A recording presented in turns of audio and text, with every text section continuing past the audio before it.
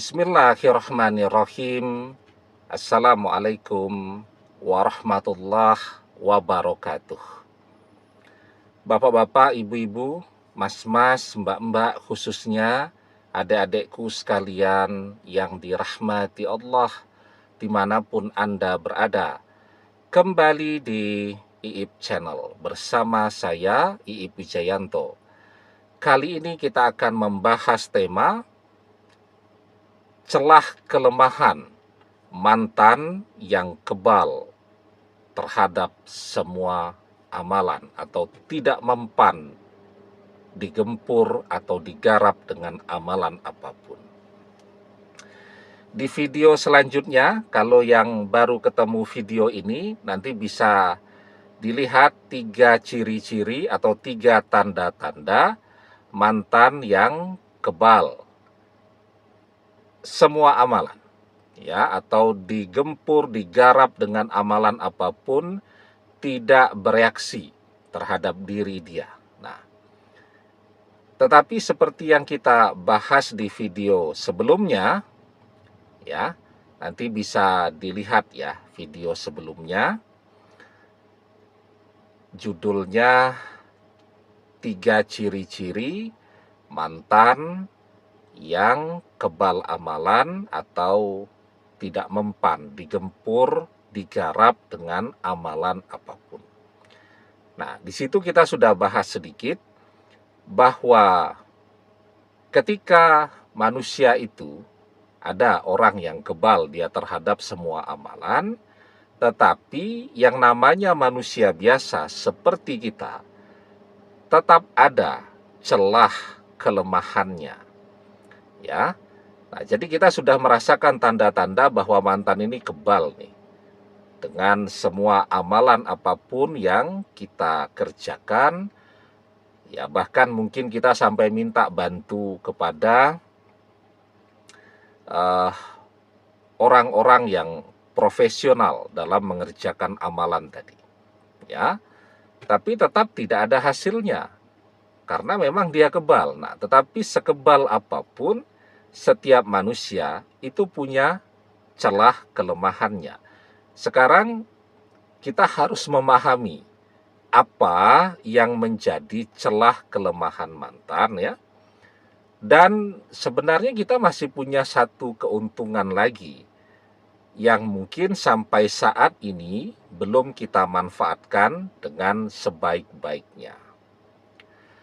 Jadi sekarang pertanyaannya, ketika mantan itu kebal dengan semua amalan yang sudah kita kirimkan ya, pertanyaannya kan apa yang menyebabkan mantan itu menjadi kebal terhadap semua amalan tadi ya. Seperti yang sudah kita bahas di video sebelumnya, sebenarnya benteng pertahanan mantan itu adalah faktor dari pagaran yang dibuat oleh orang tuanya. Ya kan, orang tuanya memagari mantan dengan doa-doa mereka. Jadi kalau levelnya orang tuanya yang memagari, maka levelnya untuk menerobos pagaran itu tadi juga harus ada bantuan doa dari orang tua kita. Ya, jadi mantan dilindungi oleh doa-doa dari orang tuanya dan itu pagaran yang sangat kuat. Maka untuk menerobosnya kita harus memancarkan energi yang lebih besar daripada pagaran itu. Maka orang tua kita juga harus membantu. Tapi kan misal sudah dibantu oleh orang-orang yang kita anggap lebih mumpuni lah. Memang sudah profesional di dalam mengerjakan amalan tadi. Tapi tetap akan lebih kuat pagaran dari orang tuanya. Ya. Nah, maka kalau kita ingin menerobos itu tadi, maka kita harus dibantu dengan energi yang selevel, yaitu bantuan dari orang tua. Mesti kan ada yang komen tuh, bagaimana kalau orang tua sudah berpulang juga, kan sedikit ya yang seperti itu. Tapi pada umumnya kan orang tua kita masih ada tuh. Ya, nah maka orang tua kita jangan didiamkan saja. Kita harus tahu persis tuh. Bahkan kadang-kadang mantan itu tidak dipagari. Ya, artinya orang tuanya itu juga sebenarnya malas ibadahnya, tidak pernah berdoa. Tetapi yang menyebabkan amalan itu tidak bekerja justru karena faktor orang tua kita yang tidak menginginkan kita bersama dengan mantan. Ya, saya dulu ada tuh teman yang seperti itu. Dia bilang bahwa mantannya itu, mantan istrinya itu ibadahnya malas sekali. Ya, sulit sekali untuk diajak ibadah. Kenapa? Ya karena faktor didikan orang tuanya juga seperti itu. Tapi kok amalan dia sama sekali tidak ada efeknya terhadap mantan istrinya tadi. Ya, terus saya bilang, itu bukan karena faktor pagaran dari orang tua, dari mantan istri, tetapi justru orang tuamu yang memagarimu agar energi amalanmu tidak bergerak kepada mantan istrimu. Kenapa? Karena orang tuamu, saya bilang ke dia, trauma dengan bekas menantunya tadi. Ya karena teman kan kita tahu ya, kan juga dengan orang tuanya juga kenal kan, karena teman dari masa kuliah dulu kan, sering main ke sana, sering berkunjung. Jadi dengan orang tuanya juga kenal baik, ya sering ketemu. Orang tuanya juga kalau saya ngisi pengajian di dekat rumah mereka itu juga sering datang. Nah, jadi orang tuanya sering curhat bahwa orang tuanya trauma betul kalau anaknya ini balik kepada bekas mantunya. Karena bekas mantunya itu kasar, pelit ya. Dengan orang tua itu sama sekali tidak ngewongke, tidak menghargai ya. Dan seterusnya. Nah, bahkan orang tuanya ini ketika berkunjung ke rumah anaknya ini pernah diusir tuh oleh bekas istrinya itu dulu. Jadi orang tuamu itu tak bilang yang justru berdoa agar kamu tidak balik kepada mantanmu. Nah, karena faktor doanya itulah yang kemudian menjadi pagar, sehingga mau dikirimkan amalan apapun ya tidak akan sampai kepada mantannya. Malah cuman berbalik ke dirinya sendiri, jadi tambah penasaran, tambah kangen, tambah cinta, tambah kepikiran terus, dan seterusnya. Nah, terus saya bilang, sekarang coba tuh ngobrol dari hati ke hati dengan orang tua. Ya, minta orang tua untuk merestui. Nah, dia coba tuh. Awal-awal orang tuanya tetap tidak mau, tapi lambat laun ya tersentuh juga. Apalagi tadi ya, ketika melihat ya cucu-cucunya masih kecil-kecil kan, tentu sebaik-baiknya misal nanti nyari istri baru, ibu tiri kan, tetap lebih baik ibu kandungnya di situ.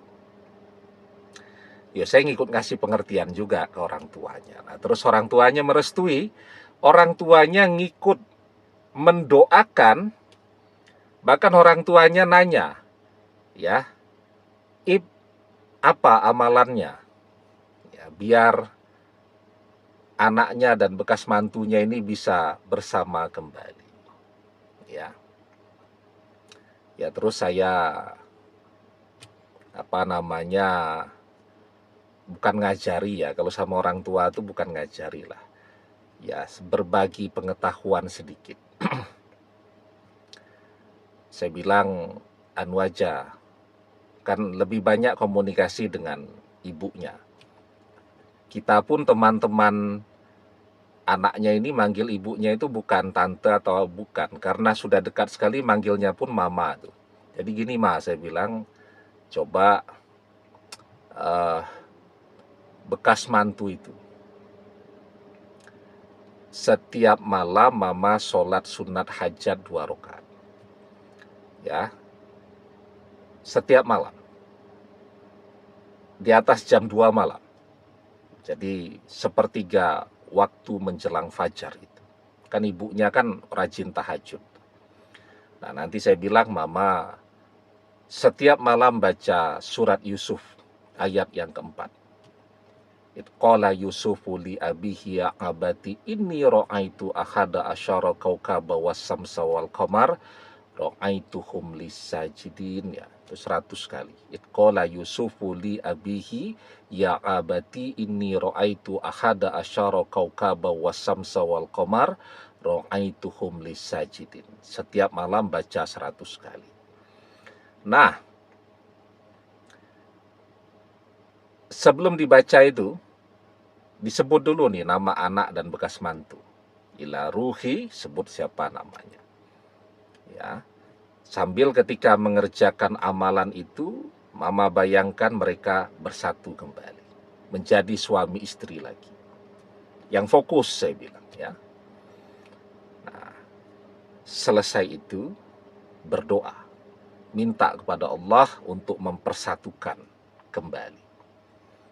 Dikerjakan tuh. Jadi anaknya mengerjakan amalan, ibunya juga karena tadi sudah tersentuh kan, mengerjakan amalan juga. Alhamdulillah tidak sampai 1 bulan bekas mantunya datang bersimpuh ya di depan mereka, kemudian anak ini tadi dengan bekas mantunya bisa bersatu kembali. Ya. Itu kenapa penting sekali itu. Ya, faktor orang tua tadi. Karena doa orang tua untuk anak itu kuat sekali. Ya, salasu da'awati mustajabah la syakka fihinna da'watul walidi. Ada 3 doa yang mustajab, yang tidak diragukan lagi. Yang pertama, doa orang tua untuk anak. Nah, dan seperti saya bilang di awal, sebenarnya ada satu lagi tuh. Ketika kita merasa amalan doa mental semua, jangan lupa kita masih bisa berdoa, ya kan? Kalau amalan doa itu kan ada zikir yang kita amalkan, ya. Kemudian kita tutup dengan membaca doa kunci atau diawali dengan doa kunci, itu kan amalan. Kita merasa amalan itu mental semua, tapi kita tetap bisa berdoa. Ya. Kita berdoa, apalagi mantan mengkhianati kita, kan doa kita itu kuat sekali itu. Wattaqi da'watal mazlum fa innahu laisa bainahu wa bainallahi hijab. Hati-hatilah dengan doa orang terzolimi, karena sesungguhnya tidak ada hijab antara dia dengan Allah. Ya, jadi kan misal pertanyaan tadi, bagaimana kalau orang tua sudah tidak punya? Jangan lupa, ya, ketika kita terzolimi, doa kita sama kuatnya dengan doa orang tua kita. Nah, karena itu kita sekarang berdoa. Yang paling penting kita berdoa. Kan doa orang terzolimi itu mustajab, pilih waktu yang juga mustajab. Doa orang mustajab, pilih waktunya pada waktu yang mustajab. Insya Allah, ya, terkabul. Ada banyak waktu mustajab. Nah, di antara waktu yang paling kuat adalah ketika sepertiga malam menjelang fajar. Ini waktu yang biasanya doa itu cepat sekali terkabulnya. Kenapa? Kalau kita berdoa, doa kita itu memanjat hingga ke pintu langit lapis yang ke-7. Bayangkan tuh, doa kita itu perjalanannya jauh. Tetapi ketika kita berdoa pada sepertiga malam, menjelang fajar, atau pada waktu orang makan sahur, atau pada waktu tahajud itu doa kita cukup naik sampai ke pintu, bukan pintu ya, langit lapisan pertama, atau yang kita sebut sebagai langitnya dunia. Doa cukup sampai ke sana, dan Allah yang akan turun ke langitnya dunia untuk mengabulkan doa-doa kita. Itu keistimewaan waktu sepertiga malam menjelang fajar. Yanzilu Rabbuna tabaraka wa ta'ala kulla lailatin ila sama'i dunya hina yabqa. Allah subhanahu wa ta'ala turun ke langitnya dunia setiap malam. Ya, sulusul lail akhiru, pada sepertiga malam menjelang fajar. Fayaqulu mayyad'uni fa'astajibalahu. Dan Allah subhanahu wa ta'ala berfirman, siapa atau barang siapa yang berdoa kepadaku, maka akan aku kabulkan doanya. Nah, jadi doa kita mustajab, pilih waktu yang mustajab, insya Allah cepat terkabulnya. Ya, nah itu yang bisa kita lakukan. Dan ingat ya, doa itu adalah yang terpenting. Ketika kita merasa tadi ya, usaha zahiriyah untuk menarik mantan kembali sudah tertutup semua. Laisa sayun akroma alallahi ta'ala minad doa. Tidak ada yang lebih penting di sisi Allah daripada doa. Ya, demikian, semoga bermanfaat. Wallahu a'lam bissawab, billahi taufik wal hidayah. Assalamualaikum warahmatullahi wabarakatuh.